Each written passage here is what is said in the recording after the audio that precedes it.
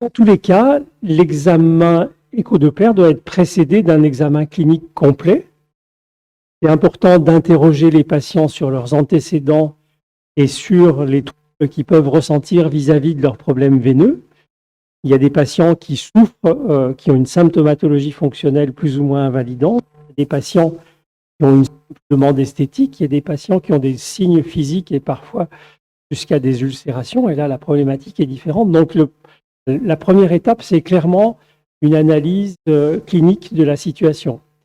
Sur cette base-là, on va faire un écho-Doppler qui va viser à examiner souvent les veines superficielles, parce qu'on voit des varices, mais il ne faut pas négliger non plus l'examen du réseau veineux profond chez certains patients, en particulier quand il y a des troubles graves, il y a des troubles trophiques.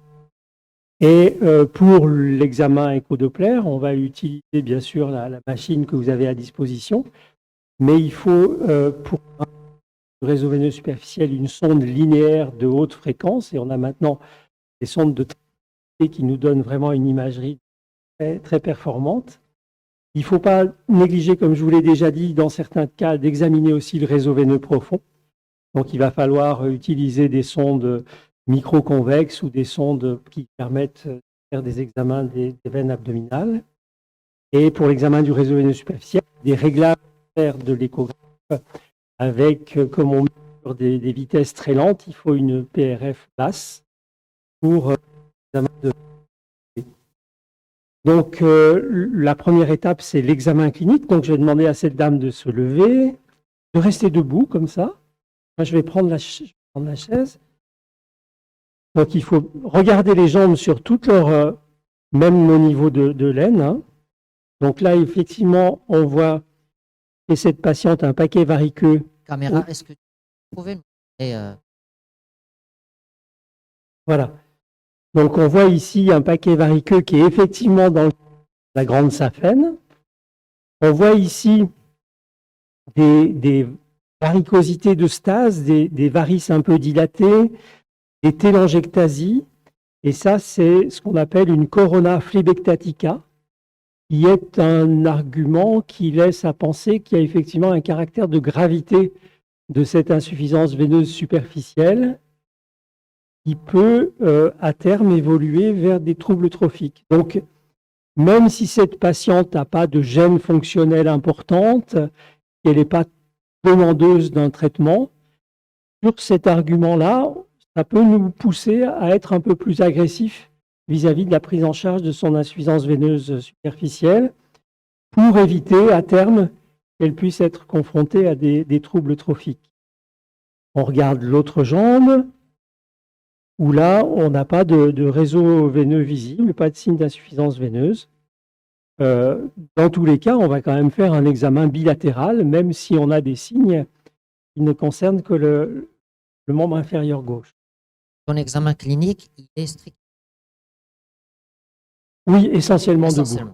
L'examen clinique, il est debout.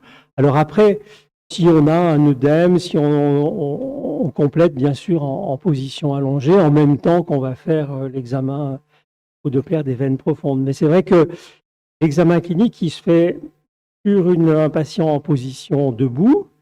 On regarde le patient de face et de dos, parce qu'il y a aussi une pathologie veineuse, en particulier dans le territoire de la veine petite saphène, qui peut se révéler à la face postérieure de la jambe. Donc, en fait, on fait le tour du patient. Et voilà. Donc là, on va le faire. Hein. On va demander à cette patiente de se tourner. Donc là, on voit quelques toutes petites varices, mais enfin, rien de bien extraordinaire. Il n'y a pas du tout d'œdème. Là, peut-être un tout petit quelque chose qu'on précisera. Et dans tous les cas, c'est vraiment important d'avoir un bon éclairage. Donc là, on est dans des conditions d'examen un petit peu particulières. Mais quand je travaille en pratique, ben, j'ai vraiment des fenêtres ouvertes pour avoir un éclairage de bonne qualité pour analyser les signes cliniques de façon pertinente. Un peu comme ça. Comme ça, d'accord. Donc j'installe le patient debout. Alors j'ai un escabeau de phlébologie, on appelle ça comme ça. C'est un escabeau avec une plateforme un peu large pour que les gens soient relativement confort. Il y a aussi une rampe qui leur permet de se tenir debout, qui permet d'avoir vraiment les jambes du patient en face de son regard et d'être plus précis sur le plan de l'analyse. Et puis c'est aussi plus confortable parce qu'on a besoin d'examiner les veines de l'aine jusqu'au niveau de la cheville. Oui. Et si le patient est installé par terre, il faut être souple pour faire l'examen. Ça entretient la... C'est-à-dire que là, tu es un peu moins confortable. Là, je suis un petit peu moins confortable. Ah bon, ok. Alors, si c'était possible, on verra, on demandera peut-être à cette dame de grimper De sur se ce mettre sur le petit ca- escabeau, mais D'accord. voilà. En Merci. gros, c'est comme ça. Donc là, on va commencer par... Alors, je décale un petit peu l'examen, la machine. On va aller assez vite au vif du sujet. Donc, pour l'examen de la grande saphène, on demande au patient de se tenir comme ça, debout.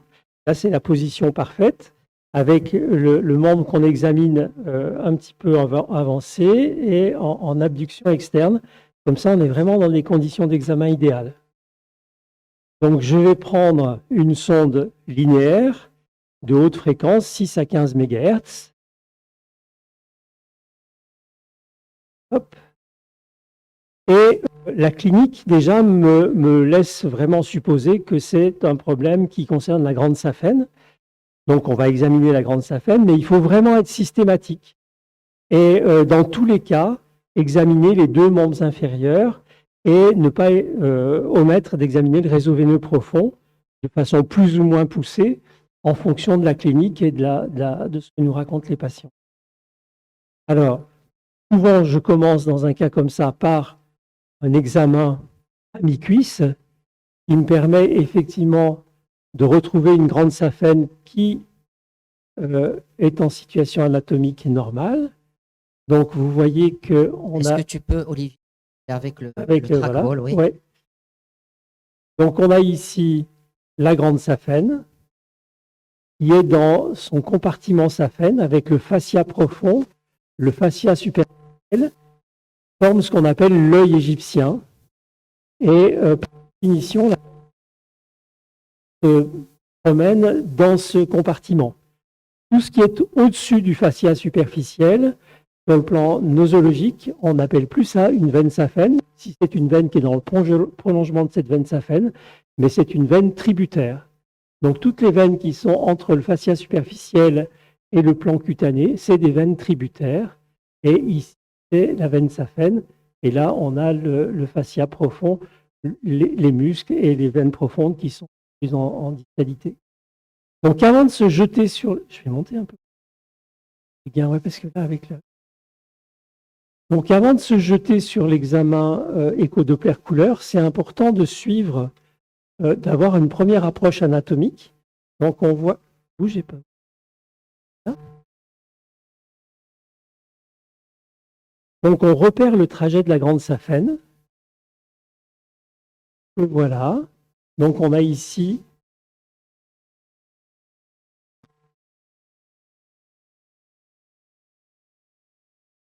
Donc voilà, on a ici la commune, l'artère fémorale commune, l'artère fémorale profonde.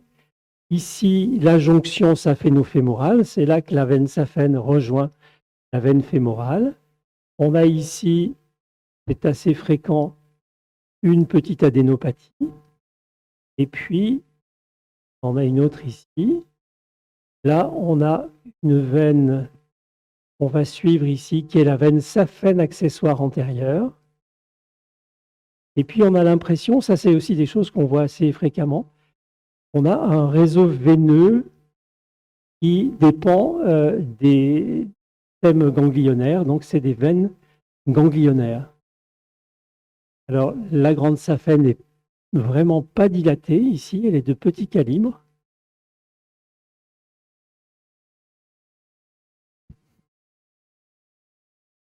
Hop, là, on voit une veine tributaire, hein, on voit émerger de la grande saphène une veine qui passe au-dessus fascia superficielle, donc c'est une veine tributaire. Donc on a repéré les choses sur le plan anatomique au niveau de la grande saphène en cuisse et là on va s'intéresser à l'hémodynamique. Donc je vais quand même me mettre un peu plus à 4. Hop. Et on va utiliser le Doppler couleur pour analyser la situation sur le plan hémodynamique. Alors, vous voyez que j'ai réglé une PRF assez basse, à 0,7, ce qui va me permettre de mesurer des flux lents. Alors, pour provoquer un reflux, on va faire la manœuvre de compression-relaxation du mollet. Donc, je comprime le mollet, il y a un flux antégrade, je relâche, et au moment où je relâche, on a un flux rétrograde qui signe que cette veine saphène est incompétente. Alors, il faut faire ce test sur toute la longueur de la grande saphène, pas tous les 3 cm, mais de loin en loin, pour bien préciser l'extension du reflux, qui ne concerne pas toujours la veine saphène dans son intégralité. Donc là, on voit qu'on a un tronc de petit calibre, mais qui est quand même incontinent. Je me rapproche de la jonction saphéno-fémorale, j'ai toujours un reflux. Puis je vais analyser plus précisément ce qui se passe au niveau de la jonction saphéno-fémorale. Donc vous voyez qu'on a un reflux ostial. On va geler. Pour les gens qui n'ont pas l'habitude de voir les images. Donc ici, on a la veine fémorale que vous avez déjà vue. Ici, c'est l'abouchement de la grande saphène. Et vous voyez qu'il y a une colorisation couleur rouge qui témoigne du passage du flux sanguin de la veine fémorale vers la grande saphène.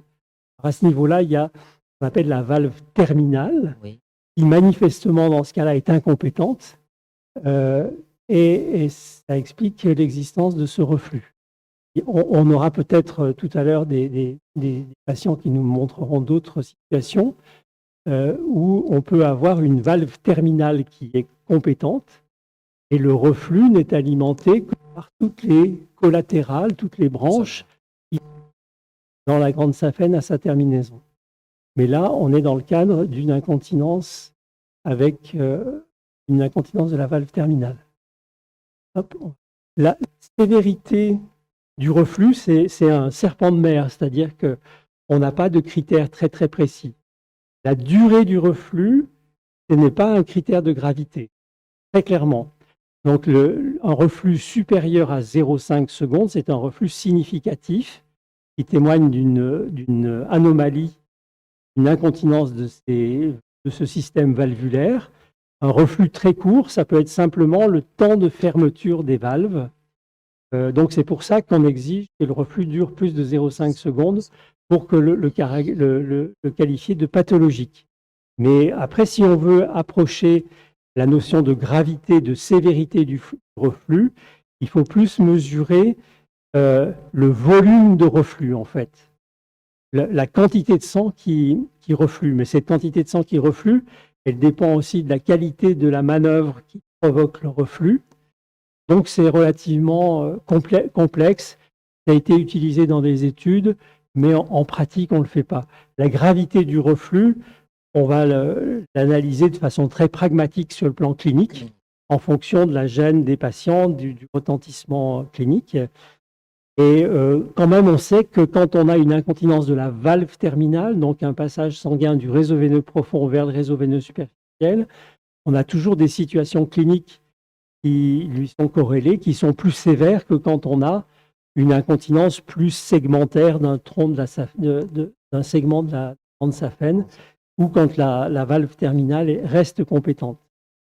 Donc là, on a une veine saphène qui n'est pas très dilatée sur toute sa longueur, mais qui reflue. Et on sait l'origine du reflux. On a vu que le reflux s'étendait sur toute la longueur de la grande saphène au niveau de la cuisse. Et là, on va analyser la relation entre ce reflux saphène et les varices qui sont cliniquement visibles. Donc là, je suis toujours sur la grande saphène. Et hop, vous voyez ici, on a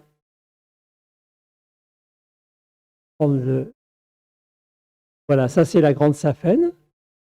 Et là, vous voyez qu'elle est en connexion avec les veines tributaires, puisqu'elles sont au-dessus du fascia superficiel.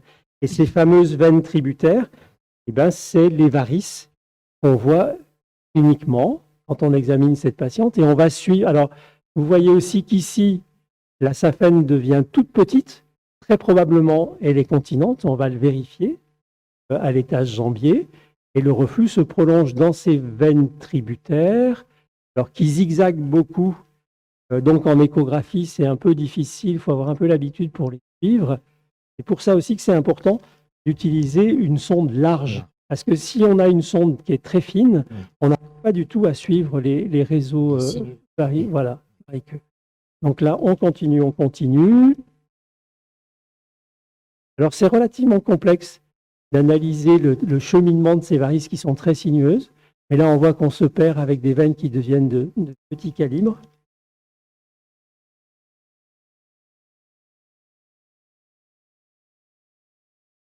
Hop. Vous voyez, on a une zone très dilatée et ensuite qui se ramifie en branches beaucoup plus grêles. Donc on va regarder quand même ce qui se passe au niveau de la grande saphène à l'étage jambier. Elle est plus ou moins atrésique, là on la retrouve. Elle est toute petite ici.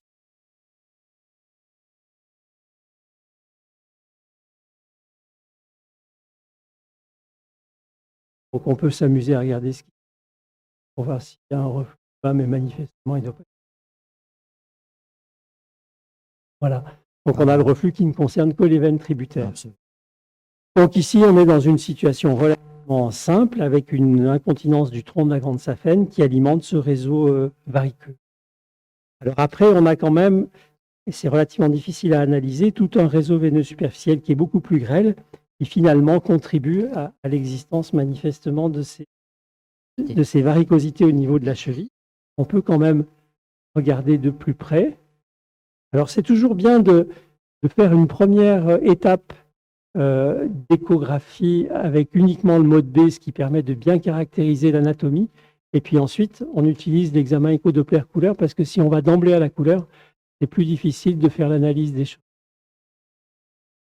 Donc là, on a manifestement aussi une perforante. Alors, on va voir dans quel sens elle fonctionne. Il y a aussi un reflux au niveau de cette perforante.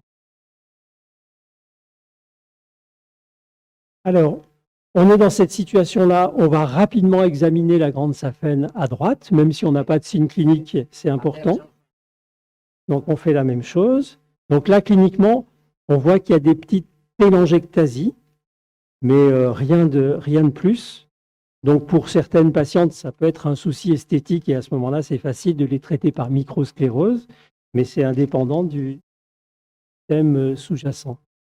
Donc là, on a à nouveau le compartiment saphène, qu'on repère bien ici. On a la grande saphène qui est de très petit calibre. On prend le Doppler couleur. Hop. Alors parfois, c'est difficile d'obtenir un flux. La veine est tellement petite, donc là, manifestement, il n'y a pas d'anomalie. On demande à la patiente de se tourner. Voilà. Donc là, on est toujours au niveau du membre inférieur droit, en signe clinique, en dehors à nouveau de ces petites télangiectasies qui sont tout à fait isolées. On va demander à la patiente de fléchir un tout petit peu le genou. Non, à peine, à peine, à peine.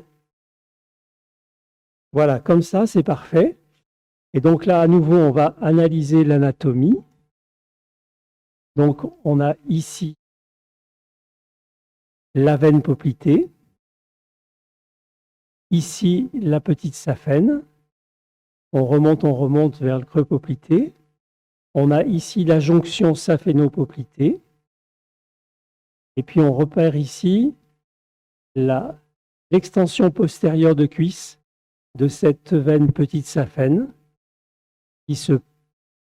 qu'on suit, alors qui peut rejoindre la grande saphène, et ça s'appelle la veine de Giacomini. C'est le cas, ou se perdre dans les masses musculaires à la face postérieure du mollet.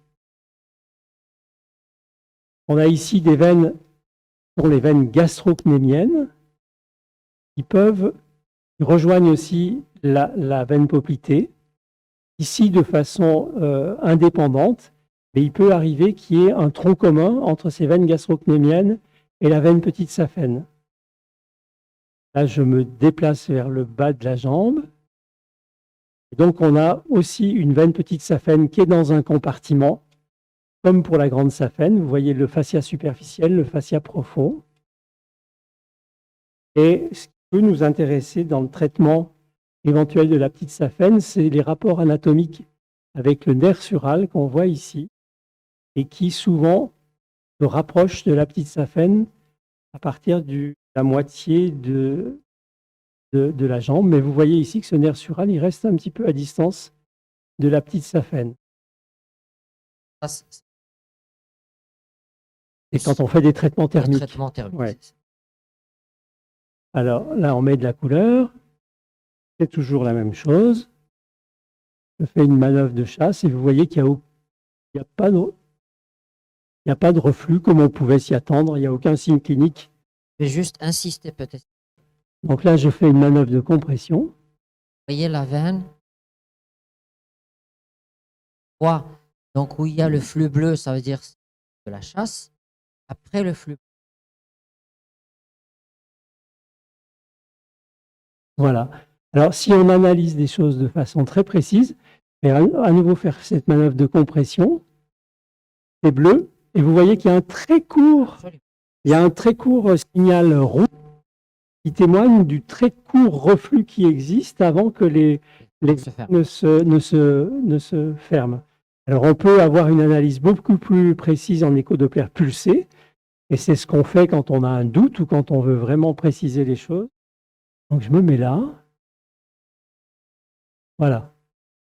Donc, vous avez vu qu'on a ici, je vais prendre pour avoir la flèche. Donc, on a ici la chasse, le flux qui correspond à la compression. Et puis, vous voyez ici qu'on a un très court reflux, mais qui dure moins de 0,05 secondes. C'est vraiment le temps que ces systèmes valvulaires se referment. Alors, attends, il y a aussi une petite chose que j'ai vue en passant. Je vais vous montrer.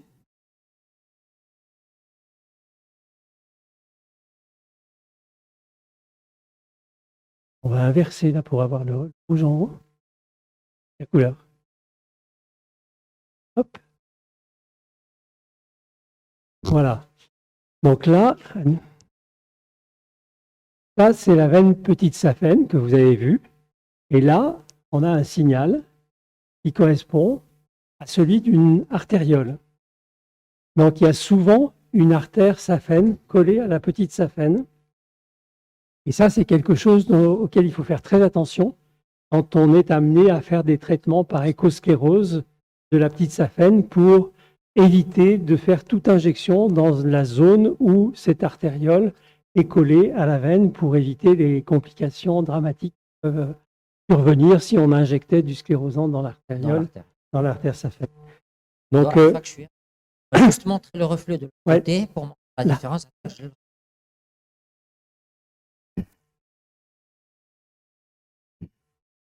Donc là, on retrouve la grande saphène. On va mettre de la couleur. Et vous voyez le reflux qui dure très longtemps. Mais ce n'est pas parce qu'il dure longtemps que c'est un critère de gravité. C'est juste que, avec ma manœuvre de compression, j'ai créé un gradient de pression qui déclenche le reflux et qui met du temps à s'équilibrer. On peut mettre du Doppler. Ouais.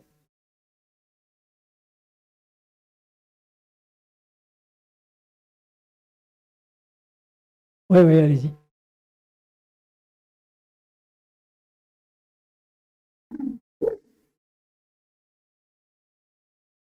Voilà, donc là, on a la courbe caractéristique d'un reflux avec le flux qui correspond ici, la phase qui correspond à la compression. Donc, j'ai passé le sang dans la veine qui va fuir la sonde compte tenu de la position que j'avais. Et puis, quand on relâche la compression, c'est là qu'on a ce long reflux qui témoigne de l'incompétence valvulaire. Donc, la durée longue du reflux nous montre que c'est quelque chose de pathologique. Et pour répondre à ta question de tout à l'heure, si on veut approcher la sévérité du reflux, ce qui va nous intéresser, c'est les vitesses maximales de reflux qui sont atteintes.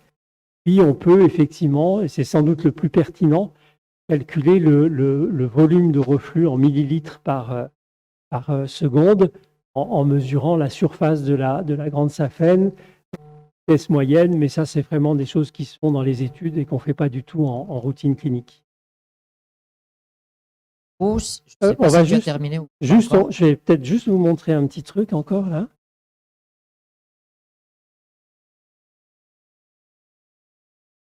Donc, quand on a des veines incontinentes comme ça, on voit ici le système valvulaire.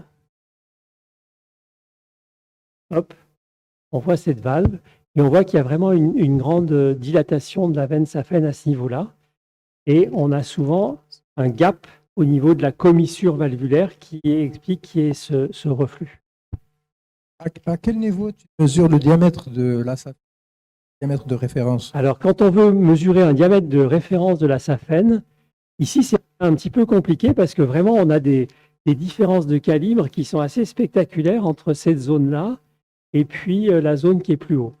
Mais par convention, on mesure le calibre de la saphène à l'union tiers moyen, tiers supérieur de cuisse. Et on évite d'aller justement mesurer le diamètre maximal qu'on peut observer au niveau d'une dilatation variqueuse, ce sont des petits anévrismes veineux. Ça a peu d'impact, en tout cas sur le plan thérapeutique. Donc là, en moyenne, si on va avoir une représentation moyenne du calibre de cette saphène, on va le mesurer ici. Et c'est plutôt une petite saphène, même si là, on a une dilatation variqueuse plus marquée. Mais c'est vrai que c'est assez rare d'avoir une veine saphène qui soit très largement dilatée à la moitié distale de la cuisse et beaucoup plus grêle à la proximale. Perçu qu'est le reflux à partir de la jonction saphéno-fémorale. Donc, on a un passage du flux de la veine fémorale vers la grande saphène. Au niveau de la jonction saphéno-fémorale, on a vu qu'il y avait pas mal d'adénopathie, banale, avec aussi des veines ganglionnaires qui étaient impliquées dans le reflux. Donc, on a un reflux qu'on suit au niveau du genou, et sous le genou, on retrouve des varices cliniquement visibles, sont dilatées, et un reflux qui est de la grande saphène vers ces veines variqueuses. Et parfois, ces veines variqueuses vont se redrainer dans le réseau veineux profond par une forme de réentrée, mais on n'a pas vu. Là, on a vu plutôt un réseau variqueux qui, au-delà de la zone très dilatée, se ramifiait en petites veines plus difficiles à suivre au Doppler. Voilà à peu près la chez cette. Le diamètre, c'est quelque chose qui est facile à mesurer, qui apparaît toujours dans les études et dans la prise en charge pratique. Ça oriente vers le type de prise en charge thérapeutique qu'on peut avoir. C'est quand même le marqueur, d'une certaine façon, de la gravité de la maladie variqueuse. On sait qu'il y a des gens qui ont des saphènes qui sont incontinentes, mais qui sont de très petit calibre. Et à ce moment-là, c'est souvent des reflux qui sont strictement asymptomatiques. Et des gens qui ont des troubles trophiques avancés, il y a quand même, on revient à cette notion de volume du reflux, il y a des reflux qui sont importants, donc ça veut dire que la veine est largement dilatée. Donc ça donne cette première approche. Après, la deuxième approche, c'est au plan thérapeutique. On sait qu'on peut traiter ces veines saphènes de différentes façons. Maintenant, la chirurgie, on n'en fait pratiquement plus. Et les traitements, c'est l'ablation thermique, le laser ou la radiofréquence, c'est l'échosclérose à la mousse, ça peut être aussi la glu, d'autres techniques innovantes. Mais voilà, alors par rapport au calibre, on sait qu'on a de meilleurs résultats avec l'échosclérose à la mousse si le calibre de la veine saphène est inférieur à 6 mm. Et supérieur à 6 mm, il vaut mieux aller, si on peut, à l'ablation thermique. La tendance étant malgré tout que même si on a des calibres qui sont moins de 6 mm, pour avoir des résultats plus pérennes dans le temps, quand on peut, on utilise Alors, c'est vrai que il faut discuter avec les patients parce qu'on a plusieurs options thérapeutiques qui sont tout à fait acceptables. Si on veut les lister, ce qu'on propose maintenant, l'Argamanu, c'est un traitement thermique de cette veine grande saphène, même si elle est petite ici, ne pose pas de problème d'obstacle sur le plan technique. Donc, on fait un traitement thermique ici.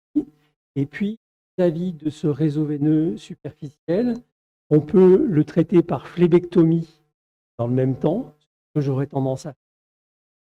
C'est simple et que ça prend 3 minutes et que ça se fait de façon tout à fait. On est avec une patiente Merci. qui a cliniquement, manifestement des vis. Non, restez debout là. Mais il faut relever la jambe. Hop, encore un peu plus. Donc, c'est une patiente qui se présente avec une gêne fonctionnelle. Elle se plaint de lourdeur. À l'examen clinique, là, on ne voit pas grand-chose. Tournez de l'autre jambe. Tournez. Ici, on a juste quelques toutes petites télangiectasies. D'œdème, il n'y a aucun trouble trophique cutané. Donc, on va demander aussi à la dame de se retourner. Et là, on n'a pas non plus à l'examen clinique de choses très très marquées. Peut-être ici un tout petit relief. Donc, on a vraiment besoin de l'examen écho-doppler pour savoir ce qu'il en est. Alors, la patiente est installée de dos, donc on va commencer par l'examen des veines petites saphènes.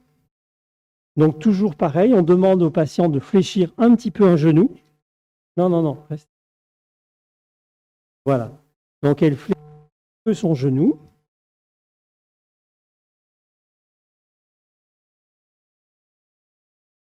Donc, on repère l'anatomie comme tout à l'heure. Donc, on retrouve la petite saphène qui est là. C'est une veine gastrocnémienne médiane. La petite saphène. Et vous voyez, ça c'est quelque chose d'assez fréquent. Je suis au niveau du creux poplité, la petite saphène, et on n'a pas de jonction saphéno-poplitée. Il n'y a pas de connexion entre cette veine petite saphène et la veine poplitée. Il y a beaucoup de variations anatomiques de la terminaison de la veine petite saphène, et l'absence de jonction saphéno-poplitée, c'est quelque chose de très fréquent, et en particulier chez les gens qui n'ont pas d'incontinence de la petite saphène. Alors, si on regarde de près, on a peut-être ici quelque chose qui s'apparente à une jonction, mais pas vraiment, on est assez haut. Et là, on va vraiment utiliser l'examen écho-doppler couleur pour savoir ce qu'il en est sur le plan hémodynamique. Donc, j'ai les mêmes réglages que tout à l'heure. Je me mets à peu près dans cette zone-là, c'est-à-dire au tiers supérieur de la jambe. C'est ma manœuvre de compression-relaxation. Et je n'ai pas de reflux dans la petite saphène, ce qui m'étonne assez peu, parce qu'elle était peu dilatée. Et puis, on n'a effectivement pas de jonction saphéno-poplitée. Et ça, c'est vraiment une forme fréquente chez les gens qui n'ont pas de reflux. Donc là, j'ai testé en haut, je vais quand même me mettre un petit peu plus bas pour avoir un examen plus complet. Et à nouveau, j'ai ce pixel de couleur là, qui témoigne d'un reflux qui est non significatif. Donc pas de reflux au niveau de la veine petite saphène droite. On regarde la gauche.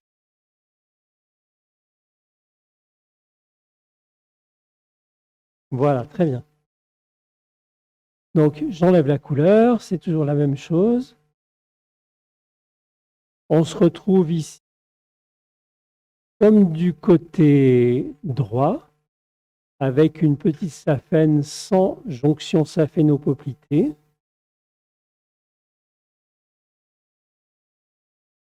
Une petite saphène qui est de petit calibre. Donc j'ai peu de chances d'objectiver un reflux. Donc, effectivement, pas de reflux non plus. Je teste un petit peu plus bas.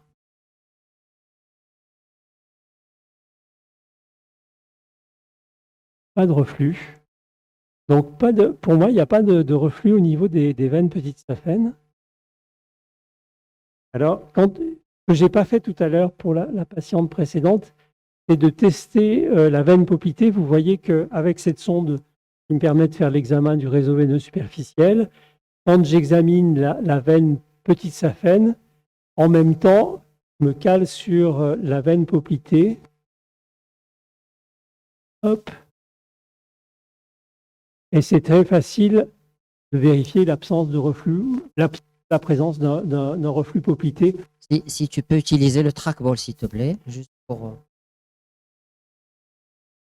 Hop. Là, on est en train de tester la veine poplitée. Réseau profond. Alors, ça sert à quoi, finalement? Dans quelle situation où, bon, je sais que tu le fais systématiquement. Oui. Mais dans quelle situation est-ce qu'il n'y a pas un reflux?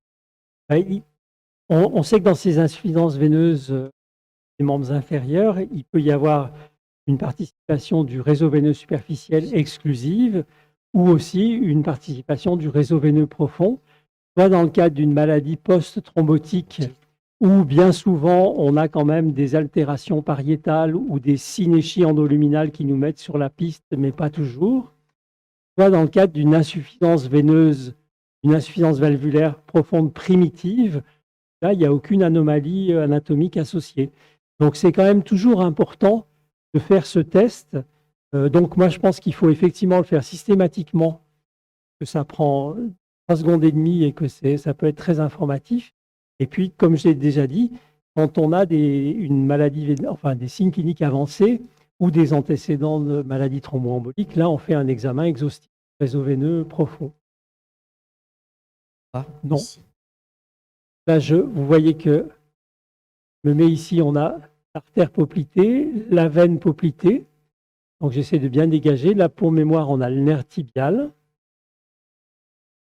Je prends mon Doppler couleur. On a le flux artériel spontané. Je fais une manœuvre de compression. Je relâche, il n'y a pas de Pas reflux. grand-chose. Voilà. Donc là, ça m'a pris 1 seconde et je sais qu'il n'y a pas de pathologie significative. Réseau veineux profond, en tout cas à l'étage poplité, dans un contexte comme ça me suffit pour être tout à fait rassuré. Et quand il y a une incontinence profonde primitive, on peut proposer au patient? Ah ben là, on est un peu coincé, hein. C'est-à-dire que ça va être les traitements médicaux, la compression. Tout se discute au cas par cas, mais la réparation valvulaire en cas d'insuffisance valvulaire primitive, c'est compliqué et on pourrait s'adresser qu'à des gens qui ont vraiment des signes cliniques très avancés. Donc en pratique, c'est compression et puis rien de plus. Et puis traitement malgré tout du réseau veineux superficiel associé si il est significatif, mais on sait aussi que c'est des patients qui seront exposés à la récidive au fil du temps. Donc là, on a examiné les petites saphènes. On va examiner les grandes saphènes, donc toujours dans la position qu'on a vue tout à l'heure. Donc là, j'ai aucun argument clinique qui m'oriente. Donc, je vais tout à l'heure, je repère la grande saphène. Ça va. Je repère la grande saphène. Je cherche d'emblée un reflux. Je n'ai pas de reflux. Je me mets un petit peu plus haut.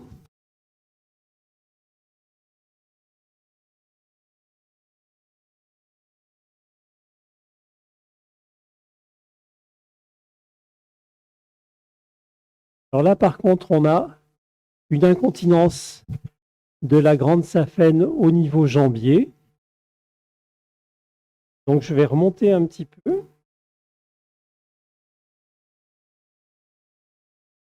Voilà, là, il y a clairement un...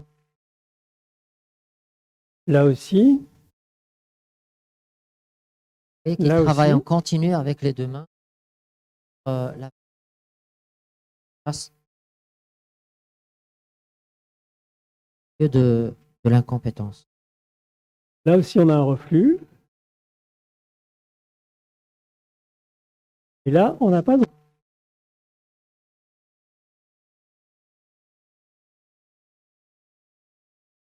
Voilà.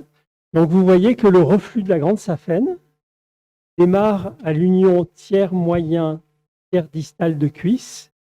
Et le reflux, il est alimenté par le drainage de cette veine tributaire que vous voyez en bleu, qui rejoint la grande saphène. Et c'est à partir de ce niveau-là qu'on a un reflux dans la grande saphène. Là, on a un reflux.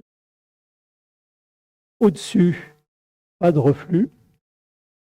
Je me mets en coupe longitudinale.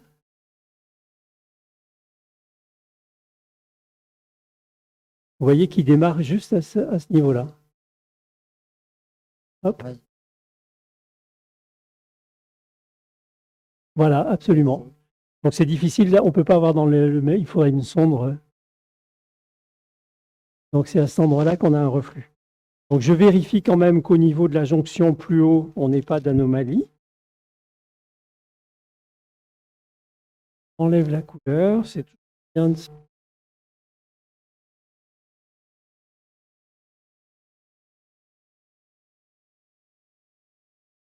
Donc là, je retrouve ma jonction saphéno-fémorale.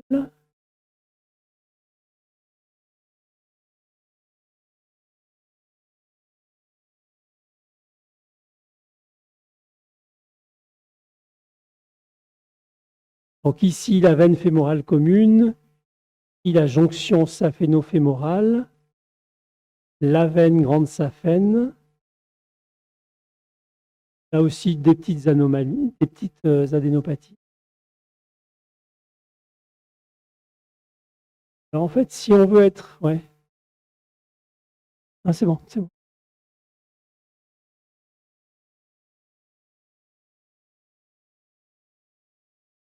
Alors je vais mettre de la couleur.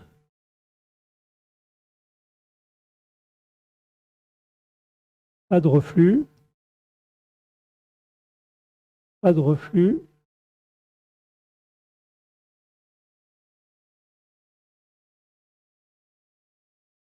OK. Donc on a vraiment un reflux oculaire qui ne concerne que le tronc de la grande saphène, qui est relativement bas. Et on va suivre l'extension de ce reflux.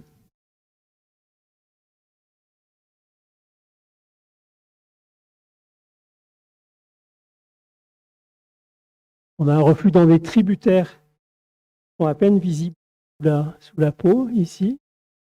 Il y a un reflux qui continue dans la grande saphène, qui se perd. Donc on a un reflux segmentaire qui vient alimenter quelques petites tributaires. Donc c'est vraiment une insuffisance veineuse qui est très limitée, débutante. Est-ce que ça explique vraiment des lourdeurs de jambes? Ça peut y participer. Sur le plan thérapeutique, on n'a pas envie de faire grand-chose, surtout de la contention, de la compression. Très éventuellement, on peut aller scléroser ce reflux, mais ça ne me paraît pas absolument nécessaire. On va quand même bien analyser les tributaires. Voilà, vous voyez ici qu'on a la grande saphène, l'émergence des tributaires vont se balader sous la peau. C'est un réseau qui est assez mal systématisé, perd assez vite. Donc c'est vraiment un petit reflux peu significatif. Ce reflux,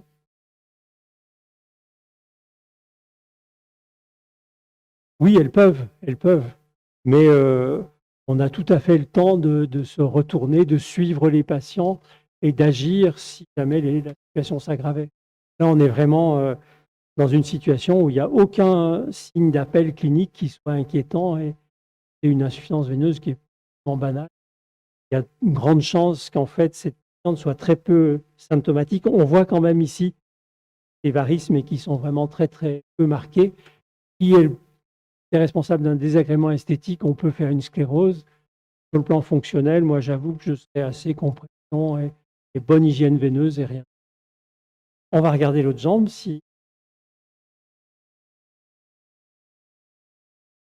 Donc, ce qui est quand même important de savoir, c'est que on peut avoir des gens dont l'examen clinique est normal et chez lesquels on va mettre en évidence des reflux saphènes, parfois un reflux axial, c'est-à-dire qui va jusqu'au niveau de la cheville et qui peut être symptomatique sur le plan fonctionnel. Donc, même si l'examen clinique est normal, il faut toujours faire un examen des veines saphènes et du réseau veineux profond chez des gens qui sont symptomatiques. Donc là, on retrouve à nouveau le compartiment saphène, l'œil égyptien, la veine saphène. Là, on part à la pêche de l'existence d'un reflux. Pas de reflux. Pas de reflux non plus, où il est très court et non significatif, encore que.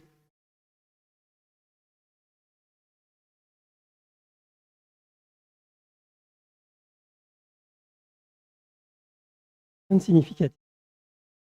Et au niveau jambier,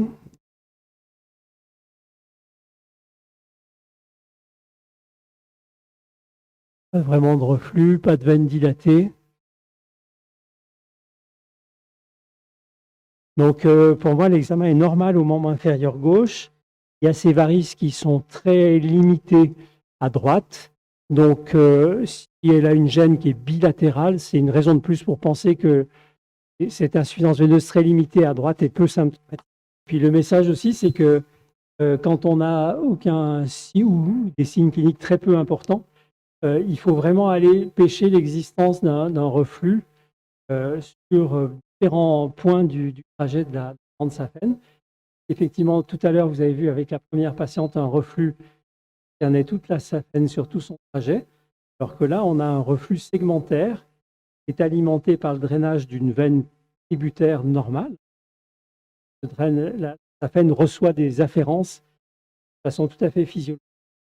Là, il y a une afférence à partir de laquelle on retrouve un reflux sur une quinzaine de centimètres, lequel reflux va se faire dans un réseau veineux superficiel petit. Là, on a à nouveau une saphène.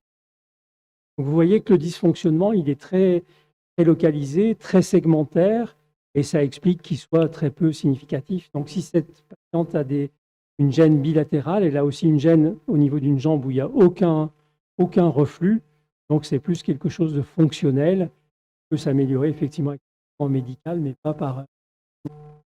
Pour déclencher un reflux, je vous ai dit qu'on faisait essentiellement la manœuvre de compression-relaxation du mollet ou de la cuisse, qui va en fait créer une dépression et provoquer le reflux. Quand on fait une manœuvre de Valsalva, on demande aux gens de faire donc cette manœuvre qui va augmenter la pression dans les veines centrales, faire en sorte que le reflux va se propager s'il y a une incontinence valvulaire. Donc ça permet d'éliminer par exemple une insuffisance. C'est utile dans la caractérisation, analyse des reflux d'origine pelvienne en particulier, où ça permet de provoquer un reflux quand on a une insuffisance de la valve terminale, parce que cette hyperpression dans les veines profondes va se transmettre aux veines superficielles, ce qui n'est pas le cas si on a une valve qui fonctionne. En fait, ce qu'il faut considérer, c'est que la manœuvre de compression-relaxation, c'est quand même la plus simple à mettre en œuvre. Le Valsalva, ce n'est pas toujours bien réalisé par les gens. Donc, je pense que moi, je me sers assez peu de Valsalva. Et des patients chez lesquels on n'arrive pas à comprimer le mollet, on peut leur donner cette manœuvre. Il y a aussi une manœuvre qui est assez simple et qui, à mon avis, qui est plus physiologique. C'est la manœuvre ce qu'on appelle le tip 2. C'est de monter et descendre sur les pointes de pied. Et là, on regarde si on provoque comme ça. Ça peut être pas mal chez des gens chez lesquels on n'arrive pas à comprimer le mollet, qui n'arrivent pas à faire une manœuvre de valve. Finalement, c'est vraiment la physiologie. Ça, c'est des choses qu'on fait tous les jours et on peut déclencher.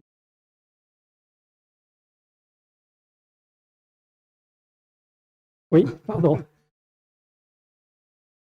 Ouais. Vous avez fait... En dessous, il était tout. Alors, j'ai fait un examen qui n'était pas tout à fait complet. On n'est pas allé au bout des choses vis-à-vis de la perforance. Elle est toute petite et quand même, on a un reflux saphène qui est prédominant. Donc, de toute façon, les perforantes, on s'en occupe toujours, dans un cas comme ça, dans un deuxième temps. C'est-à-dire qu'on va d'abord traiter le reflux superficiel, qui est le plus important, et puis, si jamais la patiente reste symptomatique, récidive avec le temps, on va traiter les perforantes ou s'y intéresser dans un deuxième. Mais on n'a pas besoin d'aller traiter d'emblée une perforante qui est toute petite. Ça, c'est unanime, hein. Donc, ce qui différencie la chirurgie des traitements actuels endoveineux, c'est qu'avec la chirurgie, c'était dans un cas comme ça, celui de la patiente qu'on a vu tout à l'heure, on a un reflux ici, un reflux dans ses veines ganglionnaires, une saphène accessoire qui fonctionnait, un reflux. Donc, quand on faisait de la chirurgie, on allait et faire l'exérèse de tout ce réseau veineux. Donc, on provoquait deux choses. D'une part, quand on fait une exérèse comme ça, il va y avoir une cicatrisation, donc une tendance à la néovascularisation. Et aussi, comme on fait un espèce de désert veineux, il y a toutes les structures qui ont besoin de se drainer quelque part, vont recréer des vaisseaux, qui peut amener Quand on fait un traitement thermique dans un cas comme ça, on va aller faire une oblitération uniquement de cette veine. Donc effectivement, on laisse une jonction saphéno-fémorale incontinente, mais en fait, tout ça reste à l'équilibre et l'expérience nous montre qu'on peut garder un tout petit reflux dans une veine ganglionnaire sans pour autant qu'il devienne cliniquement significatif. Et en tout cas, s'il devient significatif dans un deuxième temps, c'est là qu'on peut utiliser l'échosclérose pour aller traiter très précisément un reflux qui prendrait de l'ampleur. C'est vrai qu'on est préserve plus le système veineux avec le traitement actif. Alors, on regarde à nouveau cette jambe. Alors là, on a à nouveau une patiente qui se présente avec un réseau variqueux de grosses varices sous-gonales. Là, on est à nouveau encore probablement dans le territoire de la veine grande saphène. Et puis, on a ici aussi des varicosités de stase assez marquées au niveau de la cheville, avec sans doute un peu d'œdème, donc qui témoigne d'une insuffisance veineuse qui est relativement significative. À l'autre jambe, on a ces marques-là.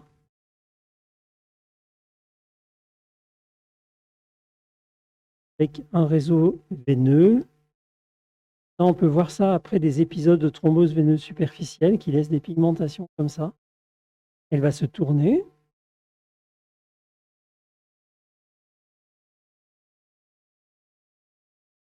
Donc, on a ce réseau variqueux ici, puis des varices aussi. Donc là, on a des varices assez diffuses qui prédominent à gauche, où on peut penser qu'elles concernent la grande saphène. Il y a quand même des signes de stase assez marqués au niveau des chevilles, en particulier à gauche. Donc là, on va faire un examen assez complet. On va commencer.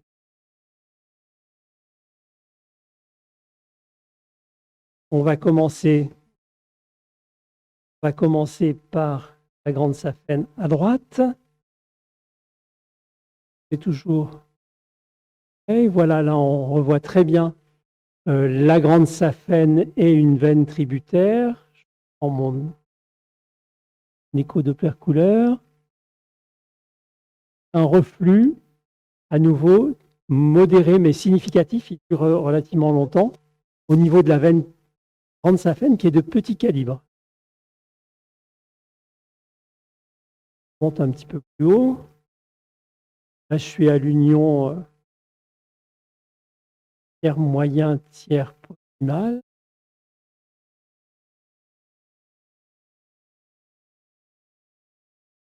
Là, on a un reflux plutôt dans un réseau veineux tributaire. Et au-dessus du fascia superficiel. Donc, j'ai ce reflux dans des veines superficielles.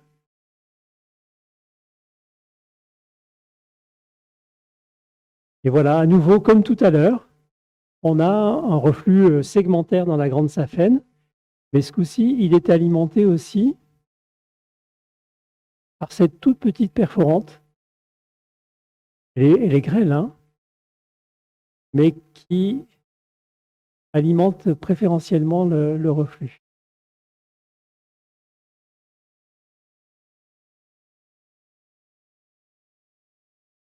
Performante. Tu peux mettre le trackball, s'il te plaît. Hayat, tu peux. Voilà, donc là, on a la grande saphène, le fascia superficiel, le fascia profond. Je descends un tout petit peu, là, on voit une tributaire qui s'abouche à la grande saphène et puis qui, là, hop, franchit le fascia profond. Donc, manifestement, on a un reflux qui arrive par cette perforante, comme le montre l'écho-doppler couleur, montre bien qu'on a un reflux hop, à travers cette perforante.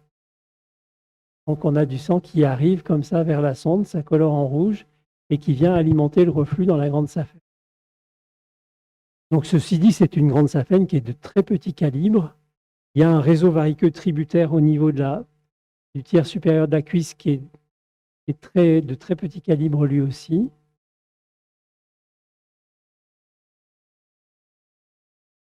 Mais on a un authentique reflux, un peu comme tout à l'heure. Là, vous voyez que là, on a ce reflux dans cette petite saphène, dans cette grande saphène, et qui, hop, part vers un réseau variqueux tributaire au-dessus du réseau veineux superficiel avec une grande saphène qui, là, redevient continente.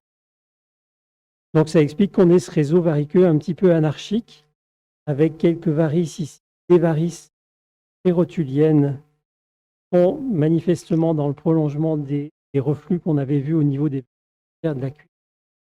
On va regarder ce qui se passe précisément au niveau de l'ine.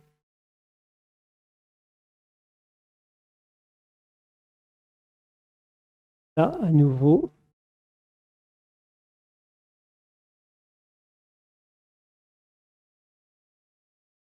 là, on a la jonction saphéno-fémorale.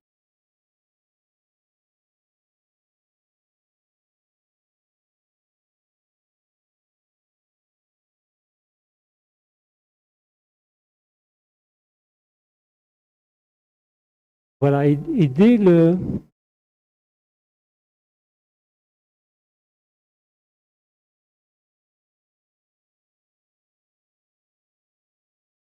Voilà, vous voyez qu'à nouveau, on a des reflux dans la lame lymphoganglionnaire.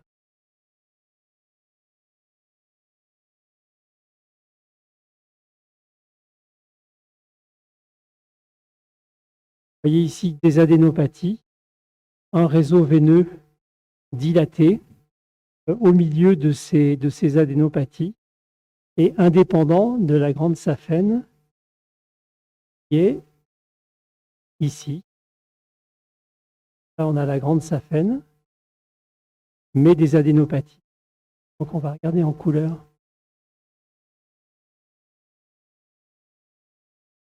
Et vous voyez que il y a des reflux partout, sauf au niveau de la grande saphène qui est là. Donc, on a vraiment, effectivement, des reflux dans cette lame lymphoganglionnaire. Ça, manifestement, ça a pu être favorisé par la grossesse et ça explique qu'on ait un réseau variqueux qui soit relativement anarchique de varices tributaires au niveau de la cuisse. C'est des veines qui sont petites, qui sont très sinueuses et qui vont expliquer ces varices jusqu'à la varice prérotulienne, alors que Olivier, le reflux... s'il te plaît, j'avoue que c'est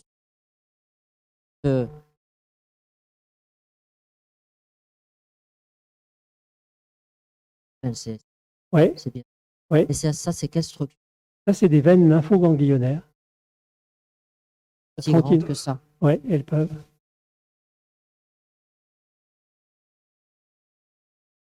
Alors, parfois, la situation est un peu compliquée, hein, mais clairement, là, on va suivre.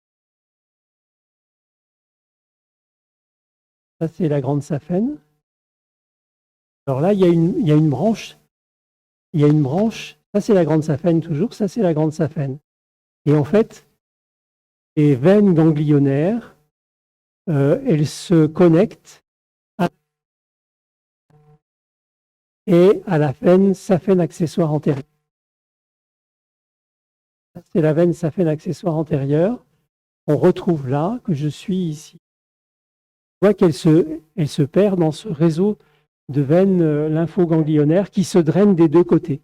Donc primitivement, c'est plus un reflux de ce système lymphoganglionnaire que des veines saphènes elles-mêmes. Ce qui veut dire que l'implication thérapeutique, c'est que la chirurgie est envisageable, c'est des veines qui sont très fines, très fragiles. Que tous les chirurgiens qui ont essayé de traiter ça à l'époque cassaient un peu le dent. Le thermique n'a pas du tout sa place. Et s'il y a quelque chose à faire, ça sera plutôt de la sclérose à la mousse. Est-ce que c'est pas réversible le temps après l'accouchement?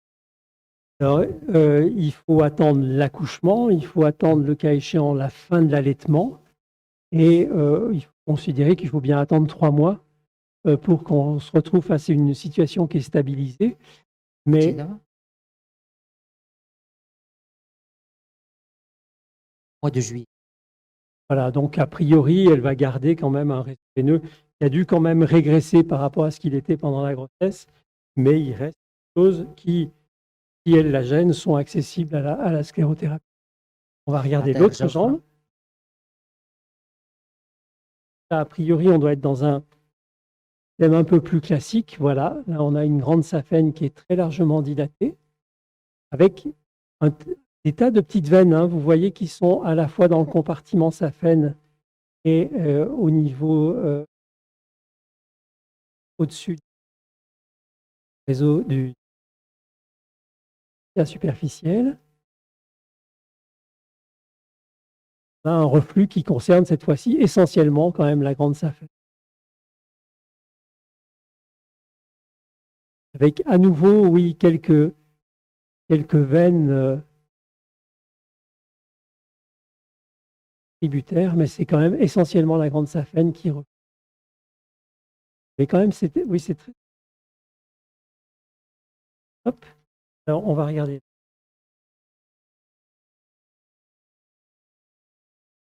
Donc, on a à nouveau la veine fémorale, la jonction saphéno-fémorale,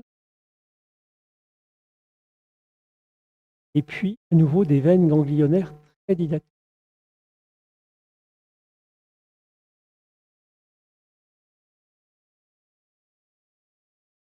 Alors, compliqué. On repart ici de la grande saphène. Je suis la grande saphène. Je remonte. Et là, on voit apparaître tout un réseau veineux très dilaté autour de la grande saphène.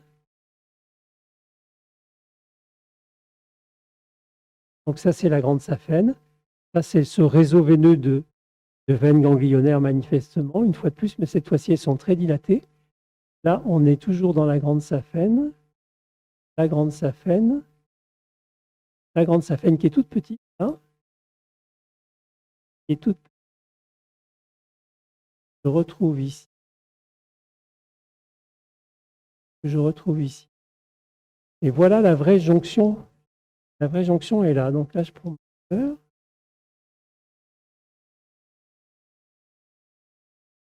Et il n'y a pas de reflux très net au niveau de cette jonction. Alors, j'enlève la couleur. Là, qu'est-ce que je vois ici? Ça serait plutôt la veine saphène accessoire antérieure.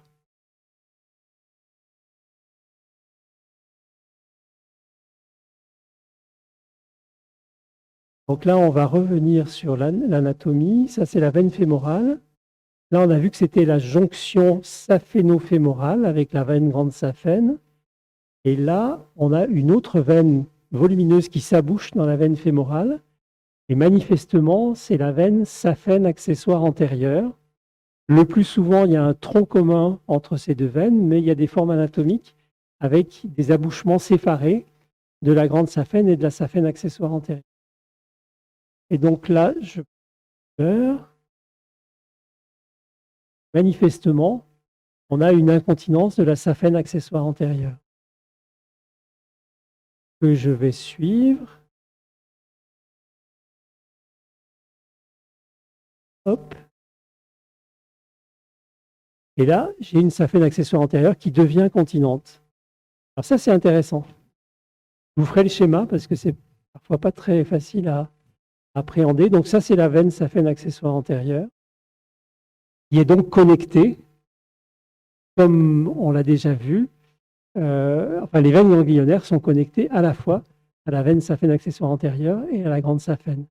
Donc on a un reflux de la terminaison de la saphène accessoire antérieure qui alimente tout ce réseau veineux ganglionnaire, lequel vient réalimenter la grande saphène quelques centimètres de sa jonction. Et ensuite, on part sur une grande saphène qui est largement dilatée et incontinente.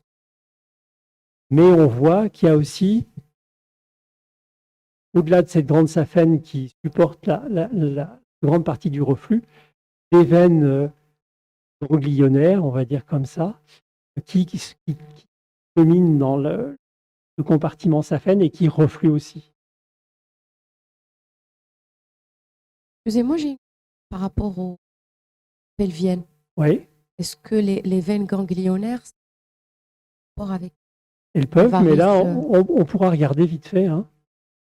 Là, il n'y a pas trop de reflux au niveau des veines supra-inguinales. Donc, on a vraiment l'impression que le reflux, il est essentiellement porté par l'incontinence de la saphène accessoire antérieure. Donc, il n'y a pas de participation franche et directe des veines pelviennes à ce reflux. Donc là, on continue. Donc, vous voyez que pour faire une analyse anatomique, c'est important de rester en mode B et puis d'aller chercher l'information hémodynamique chaque fois qu'on en a besoin, de proche en proche. Mais il ne faut vraiment pas se balader en écho Doppler-couleur parce qu'on a des informations confuses et on s'y retrouve. Donc là, je continue toujours. On a identifié l'origine du reflux, l'extension dans le tronc de la grande saphène. Là, on a toujours le tronc de la grande saphène. La grande saphène est ici maintenant au milieu. Est-ce qu'elle reflue ou pas? Sans doute, mais c'est possible quand même. Non, elle ne reflue pas. Et on a ce reflux se prolonge dans ce gros réseau variqueux tributaire qu'on a au niveau de la jambe.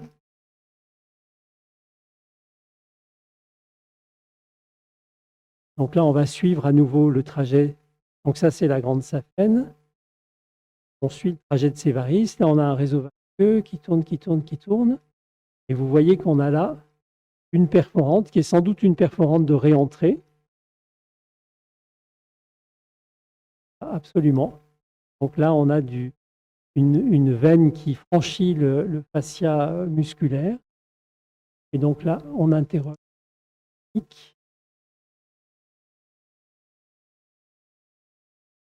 Vous voyez que c'est plutôt une perforante de réentrée. C'est ma manœuvre de compression. Et hop, on a le sang qui vient repasser dans le réseau veineux profond. Donc ça, c'est plutôt une perforante de réentrée au niveau jambier. Je suis le paquet variqueux qui est plus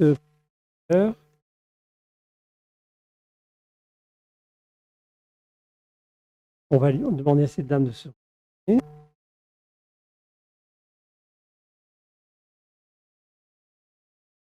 Et un petit peu cette jambe. À peine, voilà, très bien. Donc là, je quand même la petite veine, hein, qui est toute petite. Là, la veine petite veine, avec un tout petit compartiment saphène, une veine qui est toute petite et manifestement continente. Et là, je vais suivre les réseaux variqueux qu'on a identifiés tout à l'heure. Vous voyez ici à nouveau la connexion entre cette varice et ici.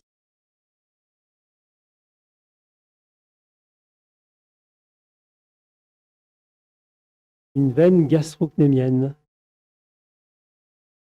C'est la veine gastrocnémienne qui draine le reflux, comme on pouvait s'y attendre, alors que la petite saphène reste indépendante de tout ça, avec quand même un réseau veineux qui est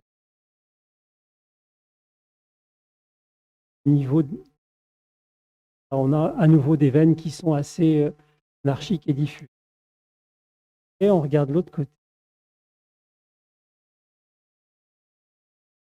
Là, par contre, c'est un peu le genou.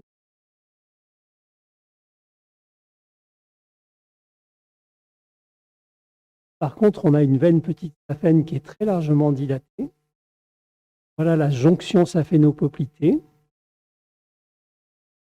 La veine poplitée, la terminaison de la petite saphène, saphène,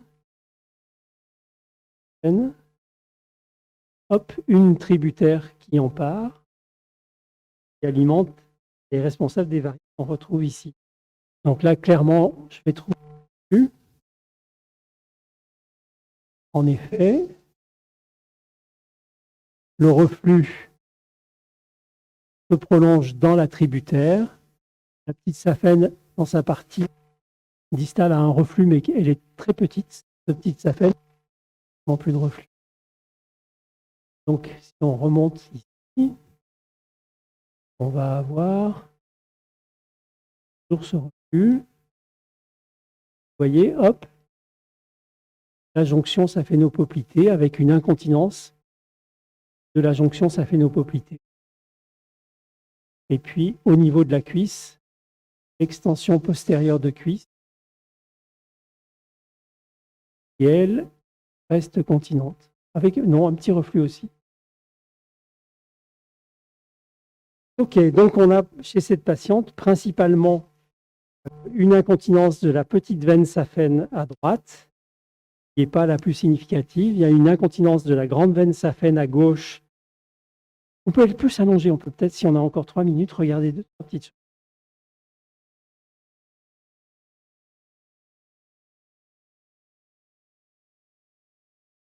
Voilà.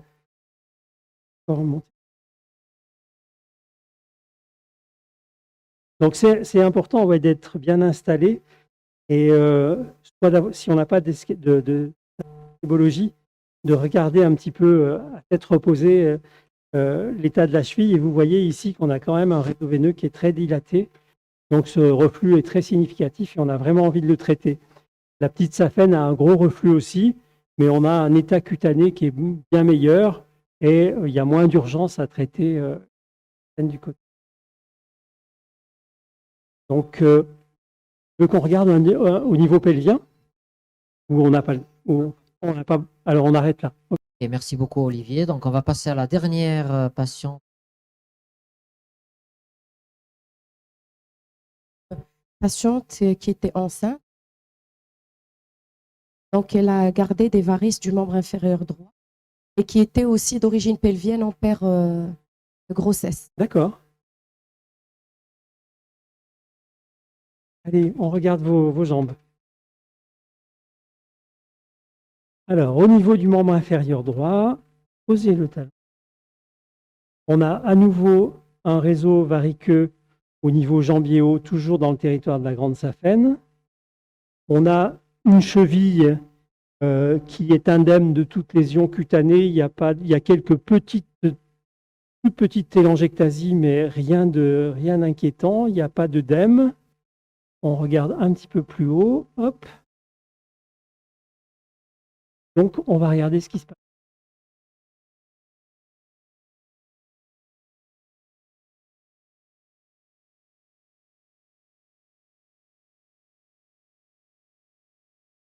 Le genou comme ça. Posez. Donc, à nouveau, on a une veine saphène, contrairement à ce qu'on pourrait attendre, qui est toute petite. Je mets un petit peu de couleur. Et je n'ai pas de reflux.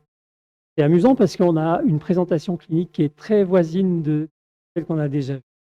Et là, on n'a pas de reflux dans la grande saphène. Peut-être ici. Non, non plus. Donc, manifestement, les varices ne sont pas en rapport avec une pathologie de la grande saphène. On va quand même regarder au niveau de la jonction. Donc là, on retrouve les veines dont on a parlé tout à l'heure, la grande saphène, la saphène accessoire antérieure, là qui est toute petite. Et vous voyez que là, on a un tronc commun entre ces deux veines, contrairement à ce qu'on a vu avec la patiente précédente.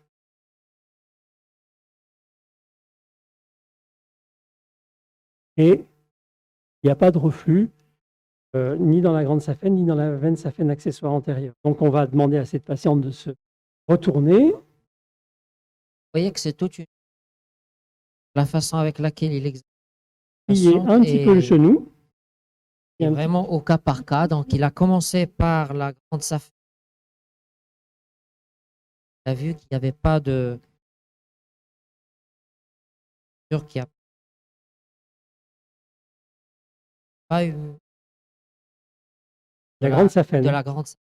C'est vrai qu'à l'examen comme tout à clinique, l'heure. on aurait presque parié que c'était la grande saphène, mais non. Et donc là, visiblement, on tombe sur une petite saphène qui est très largement dilatée.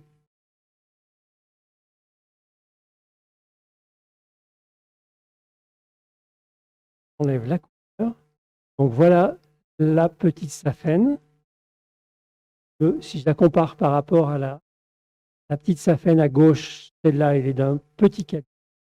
Là, elle est largement dilatée. Là. Sur le plan anatomique, on a ici la petite saphène, le compartiment saphène qui est souvent beaucoup plus petit, avec des fascias qui sont plus rigides que pour la grande saphène. Et là, on a la veine gastrocnémienne médiale ou la veine petite saphène qui est en dessous du fascia profond. Donc, en écho-doppler couleur, on confirme qu'il y a un reflux dans cette veine petite saphène. On enlève la couleur. Voilà, je monte vers le creux poplité. Là, on a la veine petite saphène. Ça, c'est l'extension crâniale de la petite saphène qui part, comme on en a déjà vu, la face postérieure de la cuisse. Là, c'est la petite saphène qui va former une crosse et se drainer dans la veine poplitée. C'est le nerf tibial, qu'on repère très bien. Donc, on va prendre la couleur.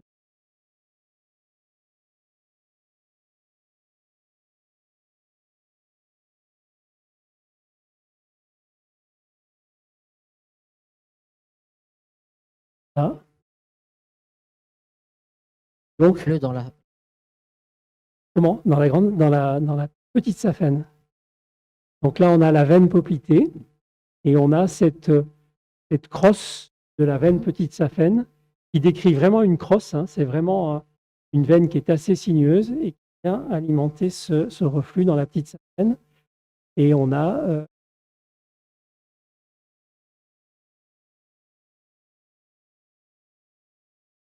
voilà cette petite saphène qui alimente le paquet variqueux.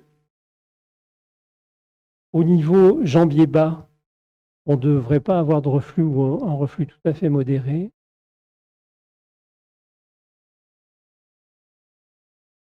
Voilà, on n'a pas de reflux très significatif. Et donc, en fait, le reflux de la petite saphène vient alimenter tout ce réseau variqueux à la face interne de la jambe. Le se draine probablement dans la grande saphène. Suivre ce réseau variqueux. Hop. Avec des veines qui sont très sinueuses au-dessus du fascia superficiel.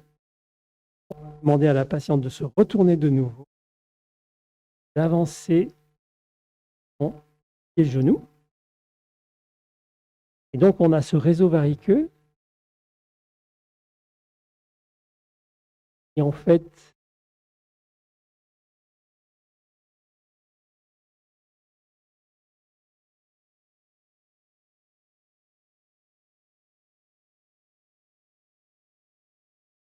Donc ce réseau variqueux, manifestement, il se draine en partie dans la grande saphène et puis il alimente aussi les varices à cet endroit-là.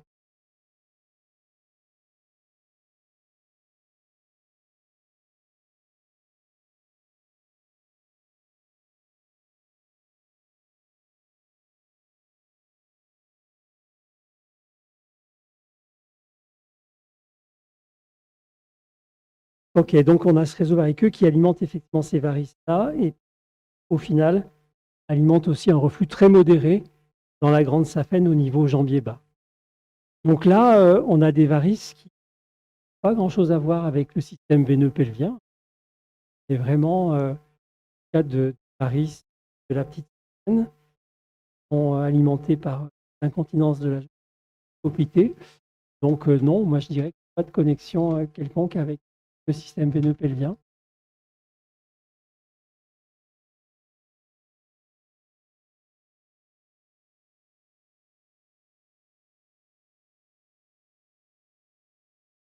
Voilà, ok. Donc, veux qu'on voit davantage? D'accord. Un petit Ouais, peu. ouais.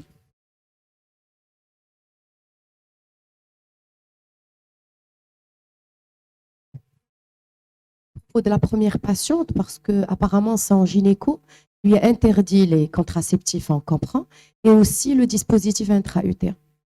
Et je ne comprends pas pourquoi pour le DU, il interdit chez elle, parce qu'il lui a dit qu'il y avait des varices pelviennes assez importantes. Alors, on n'a pas regardé le système veineux pelvien qu'on peut regarder en échographie.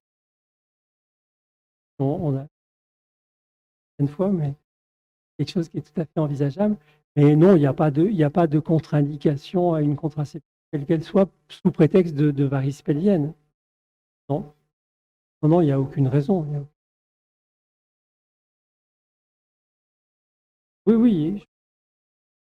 Alors, oui, mais ça, enfin, on se pose la question chez des patientes qui ont des antécédents thrombotiques, mais pas uniquement pour des. Il y a des questions pour la salle. Evan,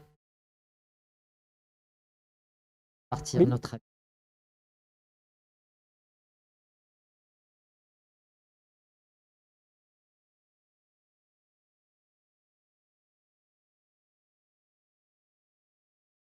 Alors, on considère que pour analyser une situation veineuse qui m'est stabilisée, il faut attendre 3 mois après l'accouchement ou 3 mois après la fin de l'allaitement. En résumé, c'est sûr qu'il faut une méthodologie très systématique et rigoureuse. Il ne faut rien laisser de côté, ce qui, dans un contexte comme ça. Il faut toujours commencer par un examen anatomique parce qu'il y a beaucoup de variations anatomiques avec le système veineux. Donc, bien identifier les trajets veineux. Et après, s'interroger sur l'hémodynamique et utiliser le Doppler couleur au coup. Et au-delà du caractère très systématique de l'examen veineux qui doit toujours analyser toutes les veines saphènes accessoires antérieures, veines petites et le réseau veineux profond, sont plus ou moins importantes.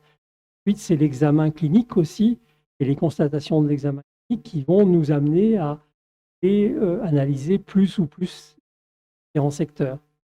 Donc, il faut à la fois de la rigueur et à la fois se laisser aussi guider par constatation clinique. Et l'examen clinique initial, il est fondamental parce qu'on peut avoir des propositions thérapeutiques différentes en fonction de la gêne des patients, de leurs demandes. Il faut aussi ne pas se précipiter sur l'échographie et faire bien regarder à la lumière du jour la couleur des téguments pour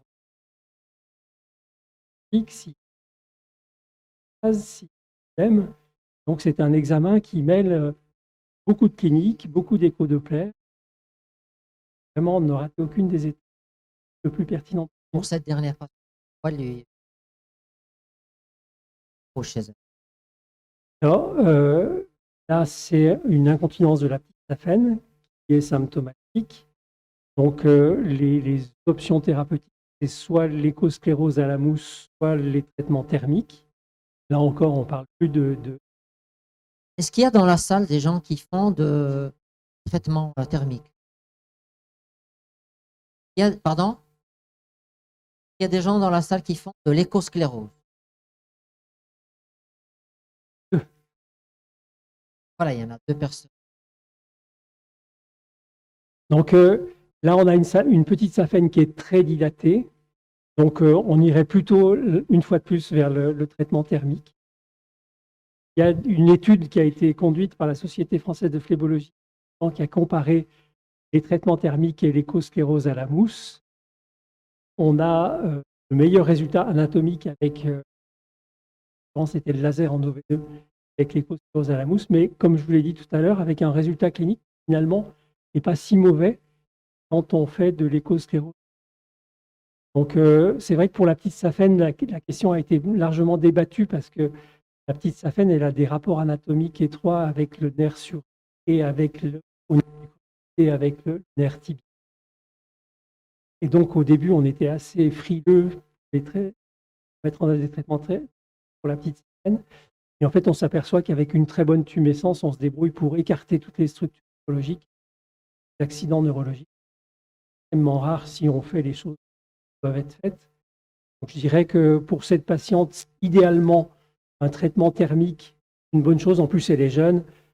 Si on fait de la sclérose, il faut sans doute qu'on la resclérose dans 2-3 ans et on peut partir sur un bien. Avec ou sans phlébectomie?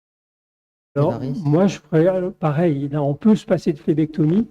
Vraiment, ça, c'est un point à discuter avec la patiente. Si on peut faire une phlébectomie, bien, on règle son problème esthétique. Et elle n'a pas du tout envie. Elle a envie qu'on fasse le plus léger possible. Là, on se laisse du temps. Les varices vont sans doute régresser, puis on peut scléroser dans un 2.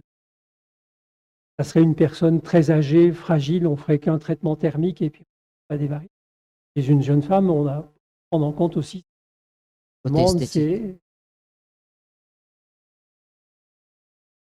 là, la compression est utile. Oui. C'est surtout l'ablation du reflux de la petite saphène, mais si on fait qu'un traitement thermique, on met une compression pour éviter le risque, pour limiter le risque de thrombose de ce paquet variceux qu'on laisse en place. Ça peut arriver. Donc là aussi, quand il y a des paquets variceux qui sont très dilatés et quand on est dans un contexte où on peut faire un traitement de phlébectomie, moi je le ferai volontiers. Le débat avec toi est super passionnant. Merci à vous. Tout ce que tu fais pour l'AMCAR et pour tout ce que tu fais pour les cardiologues et les angiologues marocains.